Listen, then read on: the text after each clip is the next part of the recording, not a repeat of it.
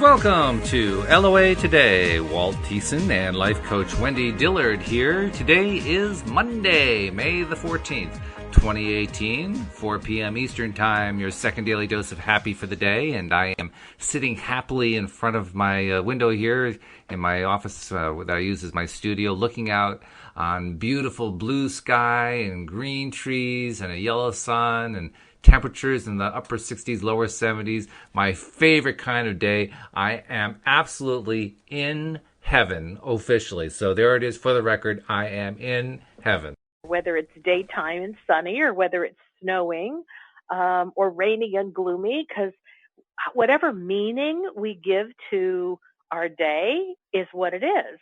And so there's no such thing as perfect weather. It's whatever we decide it to be. This is true. This is very true. Mm-hmm. Yep. But you've let us know your preference is a blue sky day. It is a blue sky, green tree, warm sun, upper 60s, low 70s, and I got it. There you go. It's happening. So yeah, it's a good thing. Beautiful. Good thing happening. And had an interesting thing. Well, actually, my wife had an interesting thing happen today. The gardening business is doing very well, and she needs to have more help, which is always a good sign, right? Because that means you have plenty of work, more than you can handle. So we put an ad in the local online website for that kind of thing. Actually, it's a national site, but the one that works best locally is what I should mean to say. And we did that late last week, and we've been getting some calls on it. Had a person who was scheduled to be interviewed this morning, and just like about an hour before the interview, she called to say she had decided to go in a different direction. And we said, oh, okay, that's fine. Now, 2 or 3 minutes later, she got another phone call from a gentleman who was looking for the same job. And after a quick pre-screening on the phone, Louise asked him, hey, chance you could come in for a 10 o'clock interview? He says, yeah, sure, I'll be right over. So he came over. Love that. Yeah, how about that? He came over, they did the interview, and she told me afterward, you'll never believe what book he was given to read last week. It was The Secret by Rhonda Byrne. How wild. And he was blown away at how fast it helped him get the job, which was the reason why he read the book in the first place. Nice. So fun things happen all the time. I have to say that's the first time I've ever experienced it directly on the employer side, where you actually see somebody else who had it happen to them and they come in to you looking for a job. That's pretty cool to do it from that perspective. That is cool. So, yeah, good things happening. And we had a great weekend. And I tentatively announced yesterday, and I'm almost ready to announce it, not quite, but we're aiming at a publication date for this book we've been working on for the last few months. And that publication date would start the Friday of Memorial Day weekend, which here in the United States is a major holiday, unofficially the start of summer, according to most people in the United States. And we're going to take advantage of that. And during that time period, if all goes to plan, and I think it will, that's when we're going to be making it possible for listeners of the program to get a free copy of the ebook through Kindle. So you'll want to continue to pay attention to how that's going to happen, because I don't quite have the details yet, but that's the plan. So the book is coming to fruition. Excellent. So now does that mean that listeners are going to need to be listening live to get that information, or what's the deal on that? Well, they'll want to make sure they listen to one of the podcasts leading up to that weekend, or at least during that weekend, so that they can be finding out, okay, when and where do I go? Okay, perfect. But we're going to be announcing. We're going to give a lot of announcements. So probably from the day that we officially state, yes, that's going to be the publication date, from that day on, almost every podcast, we're going to say, by the way, here's how you'll be able to get a copy of the book. Cool. Yeah. So good things happening. How about you? How was your weekend? Well, as usual, I love to take my weekends and just allow my thoughts to expand, and that's exactly what happened. I want to share some things that I observed and how I experienced some things, because I think if I explain how things come to me and what meaning they have, it will help others go, oh, that stuff happens to me all the time. I just didn't know that that's what it meant. Mm-hmm. So that's what I'm going to do with a little bit of time here. So I guess it was on Saturday morning. I was just doing my normal thing where I wake up, but I don't get out of bed and I keep my eyes closed. And I just let myself stay in that really good feeling place, because as Abraham talks, they say that, during the night, we release all resistance. And the only reason we feel anything negative if we do in the morning is because we immediately, like first thing out of the gate, start thinking about something unpleasant from the day before, the week before, etc. And so I purposely milk that time in the precious moments of, waking, and I don't grab anything from the past. I just kind of stay in a good, positive feeling place and let whatever thoughts come to me. And that's because I'm in a natural receiving mode in the morning. And I think most of us are. And I have been in the practice of not grabbing anything from the past, but just letting that time be marinated in, a non-resistant state. And so thoughts were coming to me about my business, and they were all positive. They were very specific. They were things about maybe video. It's really funny because I have this list of subscribers that have been signing up for my email list for a number of years. And silly me, I assumed that nobody was signing up. But it's because I wasn't going into the MailChimp application to find out if anybody had signed up. But I didn't realize it until I got an email from MailChimp saying, hey, 3 more people have been added to your list. And I went, huh? Okay. Well, apparently, when I first got on to that MailChimp site, they weren't sending out regular emails. And then they started doing it. Well, I have like about 800, 900 people who've been signing up over the last number of years. And I'm like, whoa. Oh my gosh, I'm so embarrassed. Because I had no thank you notes set up, nothing. They signed up and got nothing from me. So I've been aware of this now for a couple of months. And I've been thinking, what do I do about this? An interesting problem. At first I went, pardon me? I just said it was an interesting problem. It is.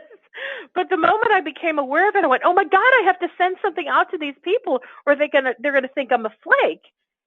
And then as I felt into that, which is my way of saying tapping into my inner being, I got, no, chill, it's cool. We'll let you know when it's time to send something. But when you do, you'll have something to say. Because at that moment, I didn't have anything to say. Okay, so anyway, I was sense. kind of getting some feelings as of the last couple of weeks, like I'm going to maybe start up a mail list and start sending people something. And when people signed up, it said, hey, you're going to really love this. I'm going to start, creating some videos on how you too can be a deliberate creator with the law of attraction. And so that was my intention, but that never happened. And so what was fun is Saturday morning while I'm lying in bed, I'm getting these ideas about setting up a video studio in my house. And I've kind of gone through these steps before. I just never pulled the trigger. Mm-hmm. So I was seeing myself ordering these lighting fixtures and seeing myself ordering this screen and a video camera and, getting all this stuff set up professionally, so that whenever on a whim an idea comes to me, all I have to do is make sure I go and brush my hair, make sure I have decent clothes on, and go down into my studio and record it. Yeah, good idea to do that when you're going to do a video. That's a good idea. Yeah. And so I thought, wow, I haven't had these thoughts really in a long time. But the last time I had the thoughts, it was me efforting to do it. It was me feeling this need, like this is what I'm supposed to do. Because I had studied some internet marketing, not just some, I studied a lot and I did it intensely for about a year. And I learned from multiple different sources, this is what you're supposed to do and how to do it. And I just could never seem to pull the trigger back then. But see, back then, I didn't really understand like I do today, which is make a decision and line up with it. So when you make a decision to do something, get your energy lined up, get your belief systems lined up, make sure that you're on board with this idea, and then let my inner being give me the impulse, say, okay, now you're ready to roll. And I felt like when I was laying in bed on Saturday, I was kind of getting that, okay, you're getting ready to roll. We're starting to put things together. Like, you now have your energy lined up. And I'm like, ooh, well, that's kind of cool. I should say. So I head out and do my massage that afternoon. And I'll tell you, I was in the deepest trance state. I've never used the word trance before, but I'll explain it I'm also a certified hypnotherapist, and so I'll kind of explain it in layman's terms the best I can. Every one of us goes into trance on a normal basis. We're in trance when we drive. Anytime we're on autopilot, we're in a light trance state. But when you go into a deeper trance state, that's where you can do lucid dreaming, where like you're dreaming thoughts, but you can kind of interact with them. And you're not like sound asleep. You can kind of hear things in the room if you pay attention to them. But it's to me, one of the juiciest, good feeling places I think I can ever be in. I love the deep trance state. And I knew I was in it while I was on the massage table because I was in this place of receptivity. I was receiving all these ideas about my business and how it's going to flow and different ideas. And it felt so good. And my massage therapist moved toward my head, and I started on my back, and I went to flip over to my stomach. Or actually, reverse that. But anyway, she goes, Wendy, where are you going? And it kind of snapped me out of trance, and I went, huh? And it was like the deepest sleep where you can't, you don't really know where you are. Okay. And it's like all of a sudden I realized, she'd only done the top half of my body. She hadn't even done the bottom half. It wasn't time to flip over. I've been seeing her for years. I know the strategy and pattern of what she does and how she does it, but I was so out of it because I was in this deep trance state. But the power of the trance state is that you receive information on a very deep level. And like when my massage was over, I couldn't help but just my brain just stayed in the whirlwind, if you will, of all the thoughts that I've been thinking for that hour and a half massage. And wow. I didn't have to purposely think it. It's like they were just permeating my being. I was like, wow, this feels great. Like I really felt like I had been receiving input for like an hour and a half, and it was just over and over and over, and it was solid. It's like I couldn't forget it. It was just that solid. So anyway, I come home. And I had a friend, Rhonda, on my mind again, and I kept thinking, I need to call her. So I knew I was going to, but I didn't that day. I just let myself continue to think the thoughts, and I just stayed in a quiet place the rest of the day. I either read or watched TV, but I just kept letting all these ideas roll and roll and roll. Now, here's some of the magical part of what I've learned. Is that when you make a decision to do something, don't just take action immediately until everything's lined up. And I knew that all these thoughts that were rolling through my mind were part of me getting ready. It was like focusing on something for hours and hours and hours, but it took no effort to focus on it because these thoughts just stayed in my mind. And just to remind people who aren't really sure, what do you mean exactly when you say lined up? So when you line up your energy with an idea, it's you have focused on it and you absolutely know that you believe that idea is something you can follow through on. Like there's no resistance, there's no hesitation, there's no doubt, worry, concern. It just feels like all systems are go. Like I have nothing inside of me that is wanting to throw a monkey wrench into my taking action because I don't have any worry or doubt. So it's a very positive state. Very positive state. Okay. So then Sunday morning, I was getting a stronger feeling called Rhonda.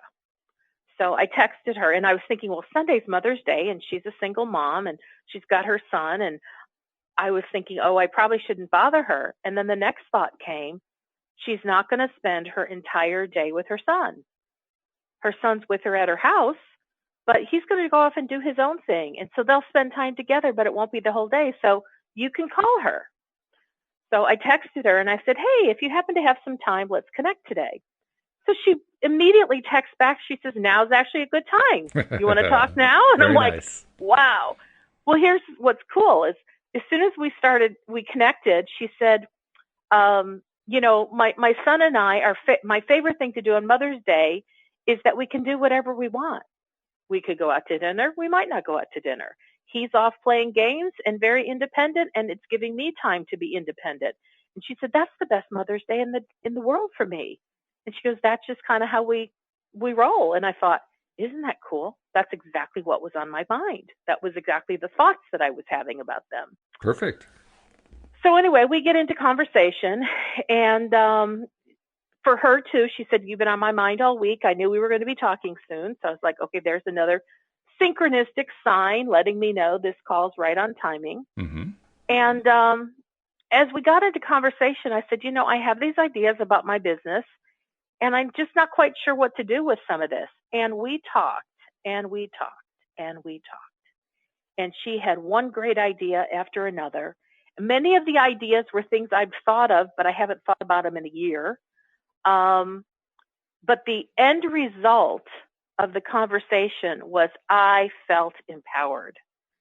I felt ready to go with the things that had been rolling around in my mind all weekend long, which are all things that I've been thinking about for years.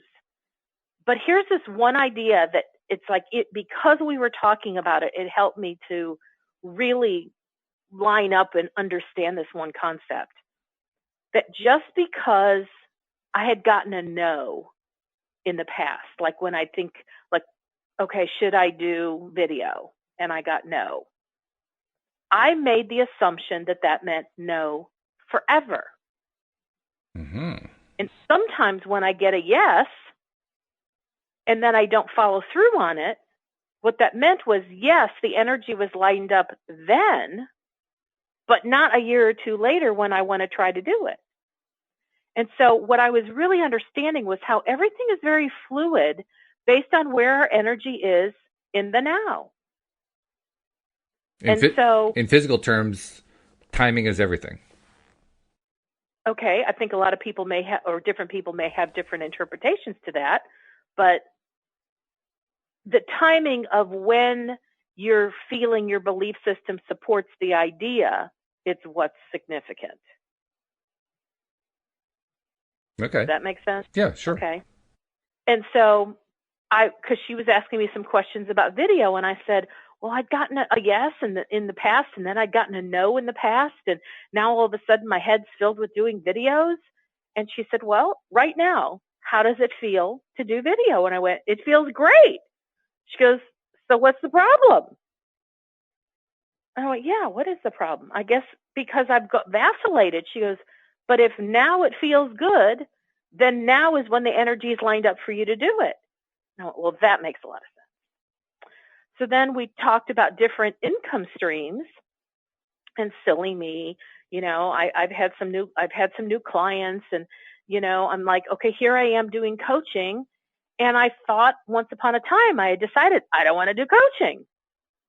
And what am I doing coaching now? And I'm loving it. Yeah, right. And again, it's because things lined up differently. Mm.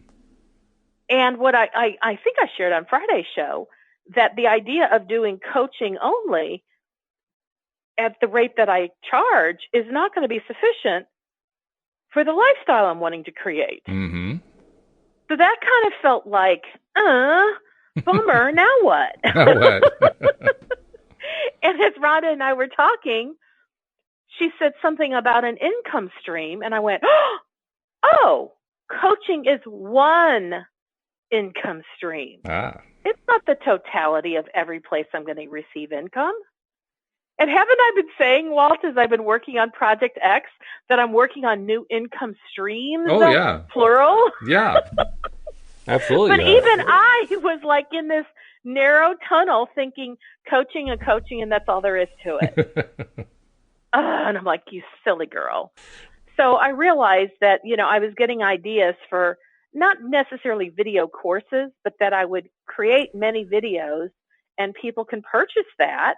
on gazillions of different topics within the law of attraction, but how to use law of attraction for many different things. Mm-hmm. And I went, okay, that's something where I can create it. It's created once in the internet marketing world. That's called evergreen, because it's something that once it's created, you can just keep selling it and selling it and selling it. And I went, that's a different income stream. Mm-hmm. And then I've been talking about, doing an intensive program where somebody keeps me, like they keep me on retainer, where they pay me a monthly fee, where I'm pretty much available to them on a regular basis. I'll travel with them if they want. I'll come out to them, whatever. Obviously, it's a much higher ticketed something. But it's like, that's another income stream. And it was like, when I got off the phone with her, I went, oh my gosh, my own thinking was limiting me to what was possible, which, duh, that's what we do. It is what we do. We all do it. And when I got off the phone with her, it was really kind of funny, because part of me wanted to run to my computer and just start figuring stuff out and buying my new video equipment. And another part of me said, no, not yet. And I literally, again, stayed sitting on my bed doing all sorts of stuff. I mean, I wasn't in bed under the covers. I know I make myself sound like I'm in bed all the time. My bed has been a workspace for me on occasion, but it's a place that feels very nurturing. So that's why I like to be on my bed on the weekends when possible. But I just stayed in this mental space, this thought space of things are expanding. Things are lining up. The things that I've been thinking about are starting to come into play. And I definitely expanded beyond coaching is the only way I'm going to create income.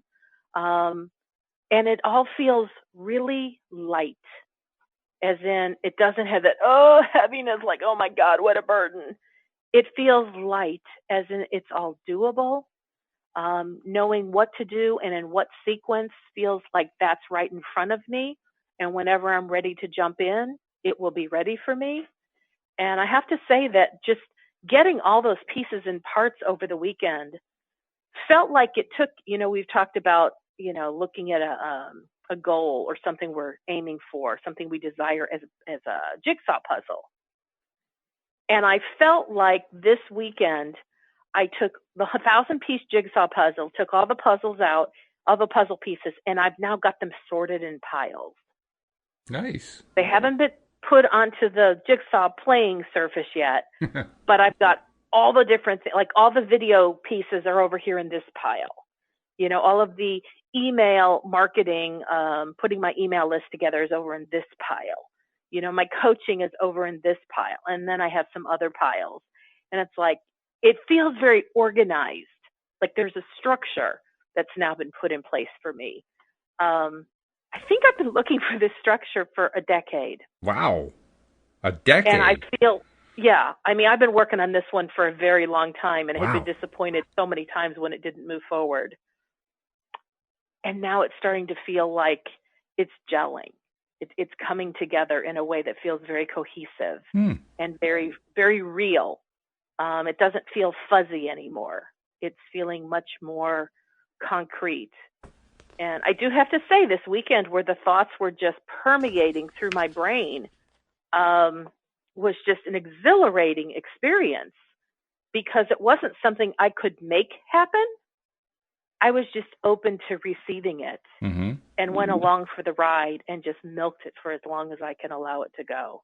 In other words, it was easy. It was very easy.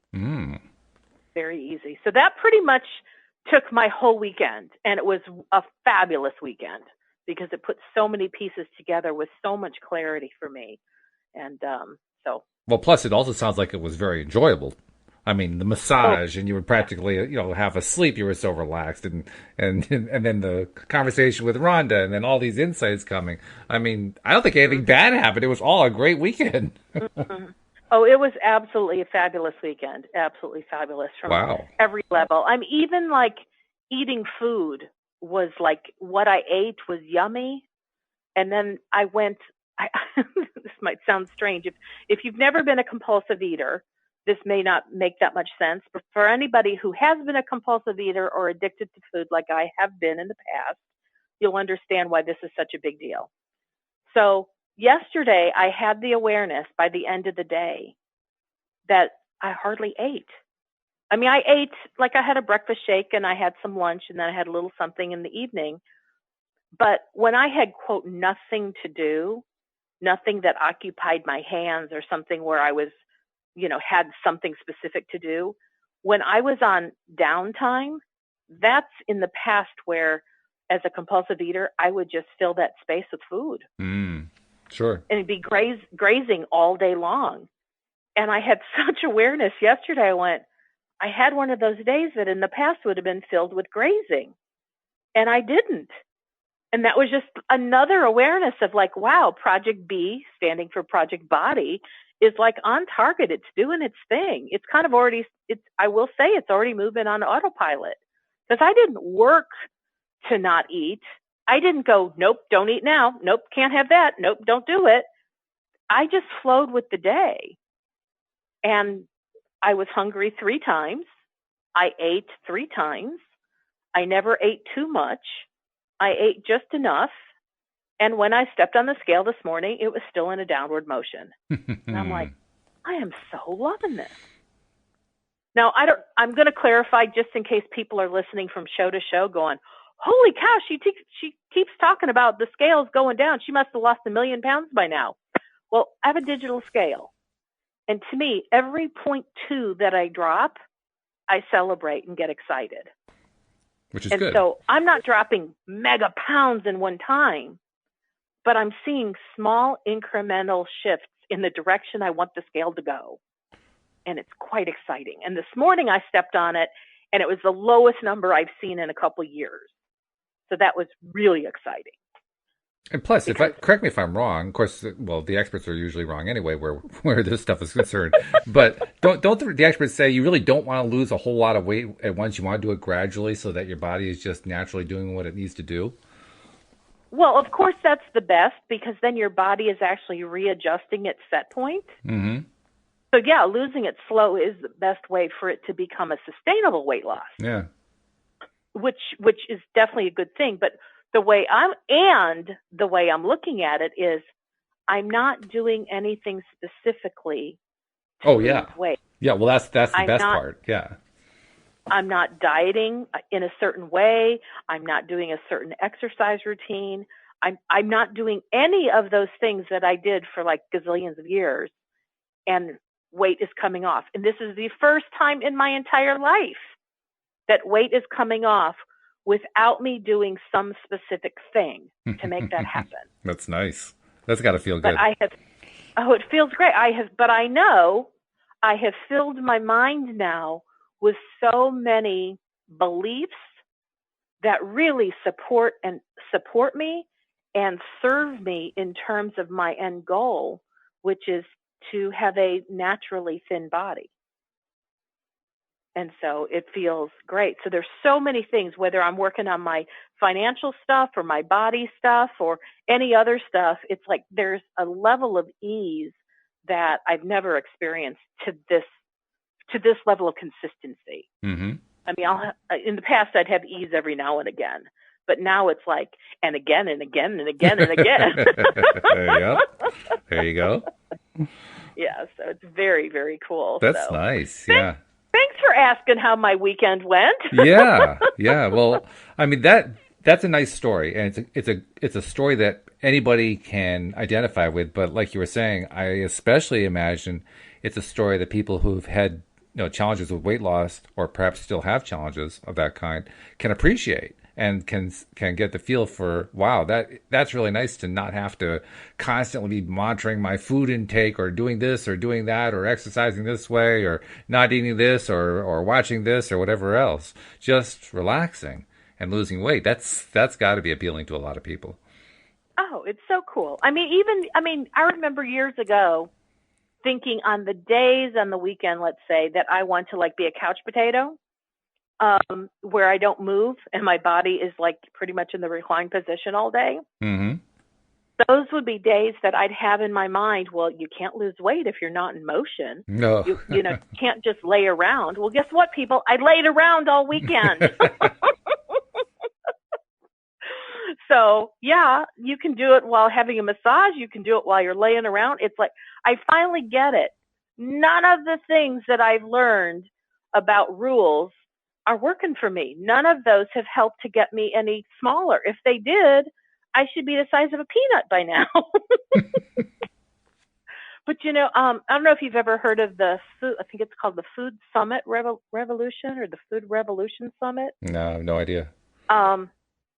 For those that are in like the holistic health space, that's been going on for a number of years, and it's an annual event. And there was one particular, there are like tons of speakers, like 20 different speakers. And there was one particular speaker I did want to listen to. He had some thoughts about dairy. And I was just curious, because sometimes dairy is a food that doesn't always sit well with me. So I thought, okay, well, let's just see what he has to say. But I don't take whatever an expert has to say as the gospel. I wait for my inner being to kind of punctuate words that are spoken, and then I'll know if there's something in what they're saying that I should take to heart or I should further investigate. So anyway, first of all, I'll tell this because this is such perfect law of attraction synchronicity. I didn't sign up for the original summit. And then one of my gurus that I follow on their newsletter said, hey, they're going to do an entire replay over the weekend. And if you didn't sign up before, you can sign up now and get the weekend, replays. So I did. But there was like I said, like 20 plus, maybe even 30 speakers. And I only wanted to listen to this one. And so I'm flipping through on my cell phone, and I'm trying to find the word dairy. Couldn't find it. So I sent off a couple emails saying, hey, can you tell me which speaker speaks on dairy? And, I'm like, oh, they probably won't get back to me. So I don't know. So I'm flipping through. Well, by accident, my hand clicked on something. And so I could hear an audio starting to scroll up. It was buffering, and the hello, welcome to was going on. Meanwhile, I'm still flipping through. You are not going to believe, and yet maybe you can. This was the guy who was talking about dairy. Out of 20 to 30 speakers, my hand just happened to hit something that I didn't intend for it to do, and it actually started playing the guy who wanted to talk about dairy. Yeah, you were guided. I thought, yeah. Oh my God. And I love that kind of guidance. Mm-hmm. It was like I wasn't even planning for it. Right. I wasn't even sort of even looking. I was, but I wasn't. See, that's the kind of guidance I can handle. Because I can, I've talked in the past how I'm not really good at receiving messages and so forth. I can handle that kind because I don't even have to know how it works. It just kind of happens. Yeah. So that was just a beautiful example of how law of attraction is always working with me. And it's like, I was so appreciative. But here's what's so funny. So I listened to this entire thing. It was like 1 hour. It was a 1 hour interview. And he didn't talk the whole time about dairy, but every single thing he said is what I would call either a food rule or what we were talking about last week, which is a belief of default, a default belief. Wow. And I was I was amazed. And then for grins, I listened to a second one, just to see what else there was. And it was the same thing. It was completely filled with food rules and thoughts by default. And, we were kind of trying to define last week, what's a thought by default? Mm-hmm. Well, a thought by default is something like, so like the government has the food pyramid. Yeah. Now not everybody lives by that, but if you do, that's kind of living by default thinking. It's like somebody has established this food pyramid, and so that's how you're supposed to eat. And then some other group comes up with a different kind of pyramid, and that becomes something you gravitate to, and that becomes your default thinking. And so I think I'm going to redefine default thinking as anything outside of you getting your own personal guidance or resonance to whatever it is you believe. Does that make sense? Yeah, I'd say so. I might add specifically where food groups are concerned that any pyramid that does not include the chocolate food group is one I would want to avoid anyway. See, now I'm going to gravitate toward the chocolate pyramid. But to me, it's like what I've come to realize is when you get an internal knowing or sensation or feeling about something and it feels right for you, well, then that's what's right for you. But if you listen to somebody else saying, well, this is the way it is, and this is how it's always been, and this is what the FDA recommends, you're supposed to have this many milligrams of calcium and this many of vitamin C and blah, blah, blah. If you just follow that, you're following default thinking. But if you feel inside like, oh, you know what? Yeah, that idea about vitamin D, that does feel right for me. Like, I think that would be a good supplement to take. Or vitamin D you can also get from the sun. Or I do need to be out in the sun more because I feel like my body is asking for more vitamin D. But if you do it because the food pyramid says it, or government regulations say it, that's default thinking. So my recommendation, is that you check inside with your inner being and your body, because your body knows what it needs, craves, desires to function at optimum health. So trusting someone outside of you for that information is not the same thing as letting your body give you the information you need or guiding you toward that information. I have to say, honestly, too, my body, I mean, I, like I mentioned before, I'm not always in perfect tune, so I've never been really great yet. I'm getting better at it, but I've never been really great at getting the messages. But some messages I can't avoid. They're the kinds of messages that, my body gives me like a 2x4, right? So for instance, today, my body was screaming, get outside, ride a bike, walk, do something. I can't stand being inside. And I couldn't avoid that one. I just had to get out. And that's what I did. Went out, rode 10 miles on the bike, felt a whole lot better. But yeah, that Wonderful. That's the kind of message I'm really good at. The kind that are just like, right in front of your face where you can't miss them. Well, and you know what? It sounds as though you've been much more in tune with your body. So when you get those messages of, oh, I just want to get outside, and then you follow them, you have a knowing that that's like a rhythm for you. Like you're in that rhythm of your body speaks to you in that way. You know how to answer it, and then it feels good. Well, actually, it doesn't speak so much as it shouts. Okay. It's very loudly. It's like, do it now! To you. Didn't you hear me a minute ago? I meant now! But that's really cool that you've got that going for you. But you know what? A lot of people don't. Mm-hmm. A lot of people may hear or sense the same cues and clues that you're receiving, but either ignore it, don't know what to do with it, or say, yeah, I'll get to that, and then they don't. Yeah, probably, yeah. But it's like when you're really in tune with your body and you're communicating and everything's moving and grooving in a way that, like, you know what it needs, you get great results. It's kind of like, a baby cries when it has a need. Mm-hmm. True. And, there's so many things that a parent does. They go, okay, do we need the diaper change? No, you're dry. You run through the list. You just ate about 10 minutes ago, so it can't be that. What's next? And it's like, oh, then they maybe put a rattle in front of them, and then the baby kind of giggles. You're like, oh, the baby's looking for some kind of stimuli or some attention. Okay, well, this is working. And how do you know? Because you're getting a positive result. But if the baby keeps crying and crying and crying, you just keep trying other things until the baby stops crying. And, sometimes I wish I wish we would be crying. Well, in a sense, I guess we are. Yeah, you're right. We probably are. We just have learned to tune it out, and we don't know what the signals are anymore when our body is actually asking for something. So I don't even know how I went off on this tangent. Do you? I can't remember, to be perfectly honest, but it's been interesting. And I have learned that when my body shouts at me, it's actually a message. So that's good. Well, that's a good thing. So my hope is that today in my just rant of many thoughts and ideas and observations and experiences, that somebody will be able to take what I've said and go, oh, I know how to apply that.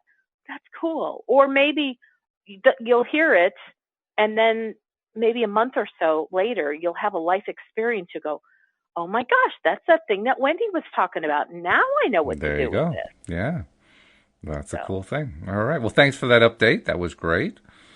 my pleasure. Let's see. I think we've done all of the updates and wins and so forth. So we got 20 minutes left. Let's spend a little time on the book. All right, let's do it. We are doing the law of attraction, the basics of the teachings of Abraham. We have moved on late last week to part 4, and we're up to a subsection that's entitled, "We are not vulnerable to the behaviors of others," which is actually good news. I know that there are people who are actually concerned about that. I've seen people post about it on Facebook. So this is actually very good news for a lot of people. Let's see. Is this something where... No, there's no dialogue going on here. So do you want to read or shall I? No, why don't you read? Okay. So here's what it says.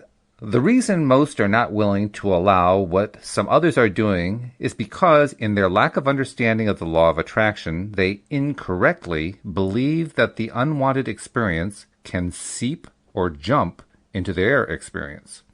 As they live unwanted experiences or see others doing so, they assume that since no one would deliberately choose these bad experiences, the threat must be real. They fear that if others are allowed to behave in that way, it will spread into their own experience. In their lack of understanding of the law of attraction, they feel defensive and vulnerable. So walls are constructed and armies are assembled from this place of vulnerability, but to no avail, for pushing against these unwanted things only produces more of them. We are not offering these words so that you may free your world from all of its contrast, for the very contrast you would like to eliminate is responsible for the expansion of all that is. We offer these words because we understand that it is possible for you to live joyful lives amidst the enormous variety that exists. These words are being offered to assist you in finding the personal freedom that you will experience only when you understand and apply the laws of the universe. Until the first 2 laws are understood and applied, the art of allowing cannot be understood or applied, for it is not possible for you to be willing to allow others until you understand that what they do and what they say need not affect you. Because you are feeling, once that comes from the very core, because your feeling, one that comes from the very core of your being, is so very powerful that because you want to preserve your own self, you cannot and will not allow one who threatens that. And then in italics, these laws that we are presenting to you are eternal, which means that they are forever. These laws are universal, which means that they are everywhere. They are absolute, whether you know that they are or not. They exist, whether you accept that they exist or not. And they influence your life, whether you know that they do or not. Interesting. Sometimes we don't think about how laws can govern one geography versus another. Mm-hmm. And when they say these are absolute, it's like these laws of the universe. When something's absolute, I take that to mean it's as true for us as humans as it is for those who have transitioned to the other side. Mm-hmm. So in non-physical, they're living by the same rules and the same laws of attraction and laws of allowing that we are. Good point. Kind of a cool thought. Yeah. Okay. Well, it kind of ties into the next section, because the next section is entitled The Rules of the Game of Life, which apparently is not just in the physical life. Okay, cool. So it says, when we use the word law, we are not referring to the earthly agreements that many of you term law. You have the law of gravity, and you have the law of time and space, and you have many laws, even laws regarding the controlling of your traffic and the behavior of your citizens. But when we use the word law, we are speaking of those everlasting, ever-present universal laws, and there are not as many of them as you might believe there are. If you will come to understand and apply these 3 basic laws, you will have an understanding of how your universe functions. You will have an understanding of how everything that comes into your experience comes. You will recognize that you are the inviter, the creator, the attractor of all things that come to you. And you will indeed then have deliberate control of your own life experience. And in all of that, you will then, and only then, feel free. For freedom comes from an understanding of how you get what you get. Now in italics it says, here we will express the rules of your game of physical experience, and we do so enthusiastically because they are the same rules of the game of all life, whether it is physical life experience or non-physical life experience. Okay, they got my attention now. The most powerful law in the universe, the law of attraction, simply says that that which is like unto itself is drawn. You may have noticed that when bad things begin to happen in your life, it seems that everything starts to go wrong. But when you wake up in the morning feeling good, you have a happier day. However, when you begin the day with a fight with someone, you find that the rest of your day is negative in many regards. That is your awareness of the law of attraction. And indeed, everything that you are experiencing, from the most obvious to the most subtle, is influenced by this powerful law. When you think about something that pleases you, by the law of attraction, other thoughts that are similar to it will begin to come forth. When you think of something that displeases you, by the law of attraction, other thoughts that are like that will begin to come forth, until you find yourself reaching into your past for similar thoughts.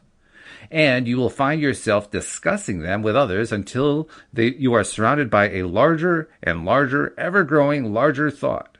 And as this thought is growing larger and larger, it is gaining momentum. It is gaining power, attraction power. An understanding of this law will put you in a position where you may decide to focus your thoughts only in the direction of what you want to attract into your experience, while you may decide to take your attention from those thoughts that you do not want to attract or do not want to draw into your experience. Yeah, I think we've all experienced that, especially on the negative spiral side. We may not have had like a label for it. We may not have been able to identify it as here's what the pattern is, but we've all experienced it. Now, the law of deliberate creation is described in this way. That which I give thought to, I begin to attract. That which I give thought to that brings forth strong emotion, I attract more quickly. And once I have launched it powerfully by giving thought that evokes emotion, then, as I expect that which I have thought about, I get it. Hey, I get it. I get it too. I get it. Mm-hmm. The balance of deliberate creation is two-sided, so to speak. On the one hand is the thought, and on the other hand is the expectancy or the belief or the allowing. And so when you have given thought to something and are now expecting it or believing that it will be, now you are in the perfect position to receive the subject of your thought. That is why you get what you think about, whether you want it or not. Your thoughts are powerful, attractive magnets, attracting one to another. In italics, thoughts attract to themselves, and you attract thoughts by giving your attention to them. It is usually easier to see these laws at work when you look into others' experiences. You will notice that those who speak most of prosperity have it. Those who speak most of health have it. Those who speak most of sickness have it. Those who speak most of poverty have it. It is law. It can be no other way. The way you feel is your point of attraction, and so the law of attraction is most understood when you see yourself as a magnet getting more and more of the way you feel. When you feel lonely, you attract more loneliness. When you feel poor, you attract more poverty. When you feel sick, you attract more sickness. When you feel unhappy, you attract more unhappiness. When you feel healthy and vital and alive and prosperous, you attract more of all of those things. So there we have it. In one subsection, we just did all three of the pieces of the main three universal laws of the universe. The rules of the game of life. And, I really like this thing about thinking of myself as a magnet. And especially, that's one thing. I like thinking of myself as a magnet. But the other is they talked about how sometimes it's easier to see how law of attraction works by looking at other people's lives, other people's experiences. Right. That's one of the things I love to do during television watching, is I pay attention to what things show up or if something like really bad showed up, I'll trace it back and I go, okay, well, what were they thinking? Well, how do we know what they're thinking? Because, on television, they actually say it out loud. Right. Or they do a close-up of their facial expression, so you know what they're really thinking. But I find that really fascinating how script writers actually write sometimes very, like exactly what law of attraction does. Now, sometimes I've seen them not, but more times than not, I think script writers are writing from their own personal experience in some ways. Oh, yeah. And so it's easy for them to do it in a way that it really does mirror how law of attraction does its thing. It's pretty fascinating. Yeah, it is. The other thing that caught my attention early on in this passage is where they talked about how the three universal laws apply both to us in the physical realm and to non-physical beings. In other words, it applies in both places, both cases. So it's not just a physical experience, not just a physical manifestation. Yeah, and that's what I was just saying in that earlier section, how if it's an absolute law, it means it governs both here on this planet as well as in the non-physical. So, that means that my inner being is not necessarily playing by different laws or rules. It's nice to know. Mm-hmm. You know what? That makes me think. Over the weekend, I caught myself calling my inner being my inner buddy. Really? Yeah. And I went, oh, I kind of like that because it made it feel more personal. It's not an it, it's a me. And the me felt more personal, like that part of me is my buddy. We work together. It's really cool. Yeah, I can appreciate that because that's actually similar to what I do when I'm doing my mirror exercises in the morning. Because my mirror exercises, I'm basically having a conversation with myself. And I'll even say so. I'll phrase something like, I don't know, I'm trying to think of something I said today in the mirror. And of course, I'm drawing a blank, but let me just make something up. So today we have, we're planning to do some work on the book. And when I say we, I mean me, because I'm actually, you are me and I am you. And I'll say things like that to myself to kind of remind myself, hey, that person that I'm talking to is also me. Yeah, it's my inner being, but it's also part of me. It's the same thing. And I remind myself of that every single day in one way or another. That's nice. I like that. Yeah. I found it to be very helpful because one of the things that I noticed for the longest time, long before I even started considering doing mirror exercises, is that there were, I used to describe them as like gaps. There were like little gaps that seemed to exist in the feeling structure of my body. That might be similar to what people talk about when they talk about being disconnected or feeling disconnected. And that's probably what I'm trying to describe there. Since doing the mirror work, that disconnection is disappearing. Yeah. I don't know where else that's going, but I like it. Yeah. I mean, if it causes you to feel good, you're moving in the right direction. True. Oh, yeah, no matter what. And keep doing more of it. Yeah, but even more, just knowing that the thing that I do where I say, you are me and I am you, and I do that a little bit differently every day, that is filling in gaps. That's helping me consciously be aware that I am my inner being. My inner being is me. There really isn't any division other than the fact that I live in a physical world, and I think of that inner being as not being in the physical world because it's in the non-physical. But there's a connection that is quite significant. Yes. Between you and you. Yeah, and that's what's increasing. My awareness of that is what's increasing. I like it when Abraham will say things, like, well, the thing you're talking about is between you and you. Mm-hmm. And it's like, yeah, it is really true. It is. Well, it is me and me, or you and you. It kind of blurs the lines after a while. I mean, they usually write it with like a U with a lowercase y and then U with a capital Y in order to distinguish between the two. But I when I read that the first time, I had to stop and think, why bother doing that? Oh, that's right. They're trying to distinguish between the physical me and the inner non-physical me. All right, okay.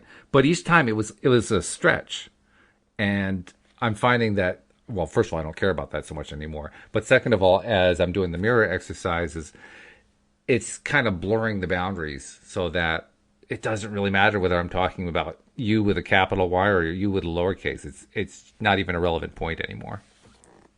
So do you even know how long you've been doing this mirror work now? Yeah, let's see. It's been, I have to calculate it.